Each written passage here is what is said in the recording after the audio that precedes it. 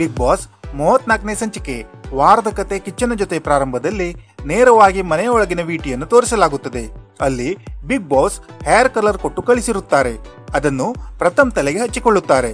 ನಂತರ ಮಧ್ಯರಾತ್ರಿ ಕಾವ್ಯ ಅವರು ದೆವ್ವದ ವೇಷ ಹಾಕಿ ಪ್ರಥಮ್ ಅವರಿಗೆ ಹೆದರಿಸುತ್ತಾರೆ. ನಂತರ ಸುದೀಪ್ ಅವರು ನೇರವಾಗಿ ಕಂಟೆಸ್ಟೆಂಟ್ ಗಳ ಜೊತೆಗೆ ಮಾತನಾಡುತ್ತಾರೆ. ರೇಖಾ ಅವರಿಗೆ ಮಗ್ಗಿ ಹೇಳು ಎಂದರೆ ಮಾಳವಿಕಾ ಅವರಿಗೆ ಟಾಸ್ಕ್ ಹೇಗಿತ್ತು ಎಂದು ಕೇಳುತ್ತಾರೆ. ಮಾಳವಿಕಾ ಟಾಸ್ಕ್ ತುಂಬಾ ಚೆನ್ನಾಗಿತ್ತು, ಎಂಜಾಯ್ ಮಾಡಿದೆ ಎನ್ನುತ್ತಾರೆ. ನಂತರ ಮೋಹನ್ ಅವರು ತಮ್ಮ ಕ್ಯಾಪ್ಟನ್ಶಿಪ್ ಅನುಭವವನ್ನು ಸುದೀಪ್ ಅವರಿಗೆ ತಿಳಿಸುತ್ತಾರೆ. ಅದಕ್ಕೆ ಸುದೀಪ್ ಅವರು ಎಲ್ಲರೂ ಕ್ಯಾಪ್ಟನ್ಗೆ ತಮ್ಮ ಪಾಯಿಂಟ್ಸ್ ಕೊಡುವಂತೆ ಕೇಳುತ್ತಾರೆ. ಎಲ್ಲರೂ ಕ್ಯಾಪ್ಟನ್ ಬಗ್ಗೆ ತುಂಬಾ ಒಳ್ಳೆಯ ಅಭಿಪ್ರಾಯ ಹಾಗೂ ಒಳ್ಳೆಯ ಪಾಯಿಂಟ್ಸ್ ಗಳನ್ನು ಕೂಡ ಕೊಡುತ್ತಾರೆ. ನಂತರ ಮೋಹನ್ ಅವರು ವರ್ಸ್ಟ್ ಪರ್ಫಾರ್ಮರ್ ಎಂದು ಮಾಳವಿಕಾಗೆ ಸಿಲೆಕ್ಟ್ ಮಾಡಿದ ಬಗ್ಗೆ ಎಕ್ಸ್ಪ್ಲನೇಷನ್ ಅನ್ನು ಸುದೀಪ್ ಅವರು ಮೋಹನ್ ಅವರಿಂದ ಕೇಳಿ ತಿಳ್ಕೊತಾರೆ. ಅದಕ್ಕೆ ಮಾಳವಿಕಾ ಅವರು ತಮ್ಮ ವಾದವನ್ನು ಮಂಡಿಸುತ್ತಾರೆ. ನಂತರ ಪ್ರಥಮ್ ಅವರು ತಮ್ಮನ್ನು ತಿದ್ಕೊಂಡಿದ್ದಾರೆಂದು ಕೀರ್ತಿ ಅವರು ಹೇಳಿದರೆ, ನಿರಂಜನ್ ಅವರು ಮನೆಯ ಎಲ್ಲಾ ಸದಸ್ಯರ ಮಿಮಿಕ್ರಿ ಮಾಡಿ ಸುದೀಪ್ ಅವರನ್ನು ಸೇರಿ ಎಲ್ಲರನ್ನು ನಗಿಸುತ್ತಾರೆ. ನಂತರ ಸುದೀಪ್ ಅವರು ಕಾವ್ಯ ಅವರೊಂದಿಗೆ ಶೀತಲ್ ಜೊತೆಗಿನ ಅಸಮಾಧಾನವನ್ನು ಕೇಳಿ ತಿಳ್ಕೊತಾರೆ.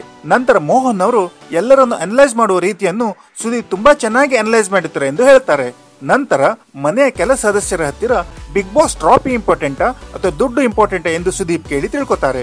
ನಂತರ caller of the week Vasanthi ಎಂಬುವರು ಫೋನ್ ಮಾಡಿ ಸಂಜನಾ ಬಗ್ಗೆ ಲೈಟ್ ಹಾಕಿ ಮಾತನಾಡಿದ್ದರ ಬಗ್ಗೆ ಮೋಹನ್ ಮತ್ತು ಓಂ ಪ್ರಕಾಶ್ ಅವರಿಂದ ಎಕ್ಸ್ಪ್ಲನೇಷನ್ ಕೇಳುತ್ತಾರೆ. ಅದಕ್ಕೆ ಮೋಹನ್ ಅವರು ತಮ್ಮ ಎಕ್ಸ್ಪ್ಲನೇಷನ್ ಅನ್ನು ಕೊಡುತ್ತಾರೆ. ನಂತರ ತರತರದ ಪ್ರಶ್ನೆಯನ್ನು ಕೇಳಿ ಸುದೀಪ್ ಅವರು ಎಸ್ ಆರ್ ನೋ ಎಂಬ ಉತ್ತರವನ್ನು ಸದಸ್ಯರಿಂದ ಪಡೆಯುತ್ತಾರೆ. ಕೊನೆಯದಾಗಿ ಎಲಿಮಿನೇಷನ್ ಗಳಿಗೆ ಬರುತ್ತದೆ. ಮೊದಲನೆಯದಾಗಿ ಓಂ ಪ್ರಕಾಶ್ ರಾವ್ ಅವರು ಸೇಫ್ ಆಗುತ್ತಾರೆ. ಎರಡನೆಯದಾಗಿ ಪ್ರಥಮ್ ಅವರು ಸೇಫ್ ಆಗುತ್ತಾರೆ. ಕೊನೆಯದಾಗಿ ಕಾವ್ಯ ಮತ್ತು ನಿರಂಜನ್ ಅವರಲ್ಲಿ ಕಾವ್ಯ ಅವರು ಎಲಿಮಿನೇಟ್ ಆಗುತ್ತಾರೆ ಮತ್ತು ನಿರಂಜನ್ ಅವರು ಸೇಫ್ ಆಗುತ್ತಾರೆ.